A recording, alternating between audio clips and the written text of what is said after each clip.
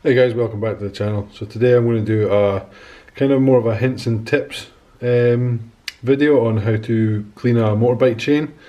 It's just some of the tips I've picked up over the years. So obviously we use some chain cleaner, use some chain lube once that's finished. I'll tell you what that's for in a minute. You have a bike chain brush and just a manky old towel to use just to mop up all the rest. So without further ado, we'll just skip into it. Right, so here we are at the chain itself of my bike, and I mean it's not too dirty actually today, but you can still do with a clean. I mean, you can see up in here it's black and horrid, and just so it's going to get clean. Now, some bike chains on the links, some of them will actually have the link will be a different, or the bolt that goes through the link will be a different colour, so it's very easy to work out. But the reason for the magic pen is my bike doesn't have that, so what I always do is I always mark, before I start, I always mark one of the links, just like that, with a pen. The reason for it is, obviously when the bike chain moves, because you're going to have to move the bike chain when you're cleaning it, you always know where your starting point is then. I'll very quickly put you up on, because I actually remembered my tripod today, which I'm quite impressed with. So, chuck you guys on the tripod just very quickly and then we'll make a start. Right, so now that we're back up on the tripod, you can see the black one there again. The view slightly changed, but you'll get the idea. One other thing that might be a good idea to point out is get something like an old scraggly, oh hang on, I'll zoom out just for a second. So get something like a scraggly old bit of paper, like this. Just something that can catch, I mean, you can tell how often I've cleaned my chain. Something that can basically catch all the excess chain degreaser and the lube when you put it back on. And basically all I do is I just tuck it up inside there like that. Basically stops all the excess spray hitting the tyre. So I'll zoom you back in again. Now, I haven't ever actually tried this chain cleaner before. I actually usually just use paraffin because it works really well, and it's considerably, I mean this stuff, although I dare say it's going to be really good because it's by Muc-off, it's £8 a tin, or £8.50 a tin I think I paid for it. It's quite a lot of money, whereas you can buy a 2 litre tub of paraffin for about £2. So but yeah, we'll give this stuff a try anyway. Right, so basically what you're doing, I'll just move the tyre back a wee bit. There we go. Right, so basically all you're doing is just do it one section at a time, and then the next thing to do is with your chain brush thing is basically soak, oh god that stuff stinks, soak the bristles of the brush. I mean it will go everywhere, but it'll be good. So basically then all you're doing is just scrubbing the top of the chain, and then push in a bit more and scrub there, and then change the thing around so you can get the back, so you can get this side of the chain this time. This is where you want to try and get.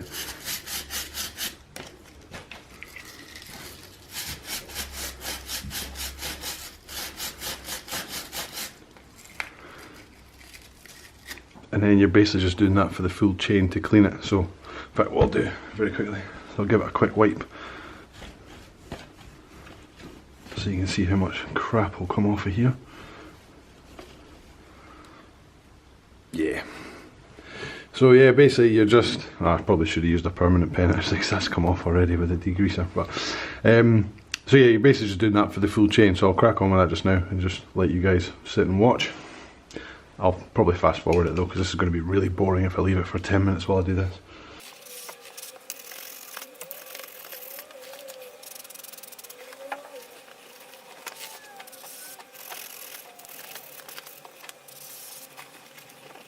In fact, you know what? I'm just going to do the YouTube trick, click my fingers and it'll be done.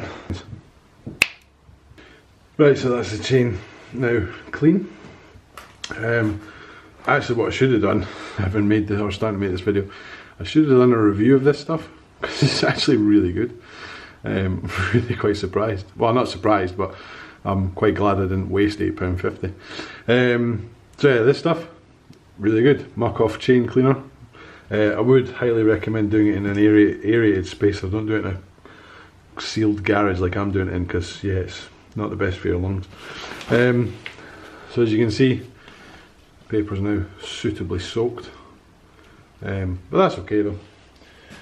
And basically what you're doing now is you're leaving it for, well, depends on what the back of the can says. Usually what I do is, if I'm in no great rush, I'll usually leave it for 12 hours just to let that stuff all dry off before you apply the chain lube. The last thing you want to do is apply the chain lube and it all come flinging off again as soon as you take it on the road, because the chain cleaners basically stopped it from sticking to the chain. So we'll come back tomorrow and we'll see what the results are.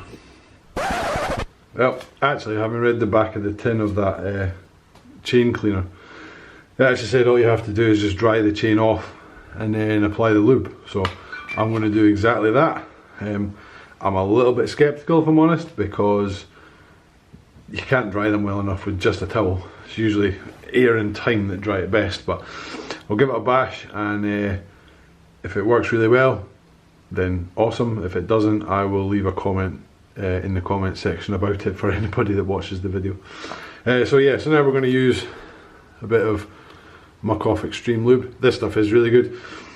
Tip is, depending on when you ride your bike, so if you ride your bike in the summer, never take out in the rain. This stuff's maybe a bit too hardcore. This is for, you know, well, hey, you can use this stuff for dirt bike riding if you want to. Not that my street bike ever would, but yeah, so pick the type of lube that's for the type of riding that you do. If you ride really aggressively, probably a higher tension, higher viscosity lube would be better for you.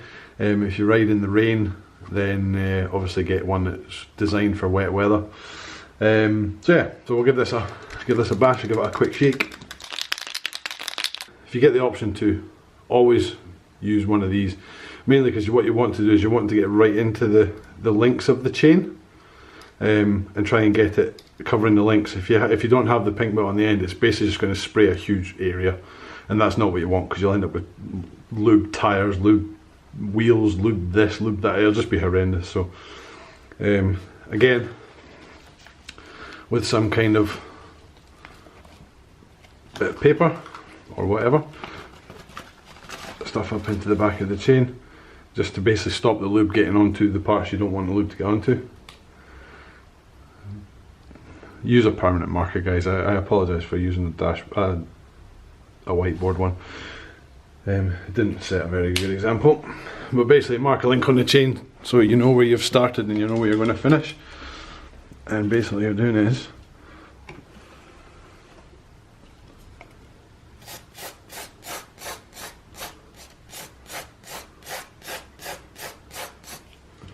and then you basically just move it along.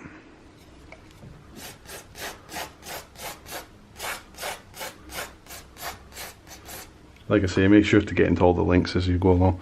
Right, so I'm going to clip my fingers again. Et voila! One very clean, well lubricated chain. Now, last kind of thing I always do is I just give the tyre a quick run through. Just make sure that the lubrication has a chance to get into all the bits it needs to, while it's still wet, because this stuff goes tacky quite quickly. So you don't want it to get tacky and not get into all the O-rings and everything else that it needs to get into. So one thing I was going to say was, it doesn't really matter what chain degreaser you use or chain cleaner that you use, just try not to use brake disc cleaner. Use stuff that's specifically designed for bike chains, or like I say, kerosene's pretty good, or paraffin. The reason being is that inside, so between this bit and the bit inside it, so this bit here, there's rubber rings, rubber O-rings usually, and you won't notice it to begin with, but over time, depending on how you ride and how often you clean your chain, the O-rings will perish if you're using stuff that isn't designed for bike chains. So it's really just a good idea just to use it, because then it, you know, it's guaranteeing a longer life in your chain basically. And one other thing I meant to say actually was, You don't need to use a bike stand, a paddock stand, like I'm currently using. The reason why I'm able to spin the wheel so freely. You can do it without. It's just a pain in the ass. For the sake of a £40 paddock stand, it's just an absolute no-brainer. So that's my final tip. So yeah, guys, like I say, I'm trying to get to 100 subscribers. So if you do watch the video, I'd love it if you could subscribe. And again, anything you want to see, just leave a comment, and I'll try and make a video on it. Cheers, guys.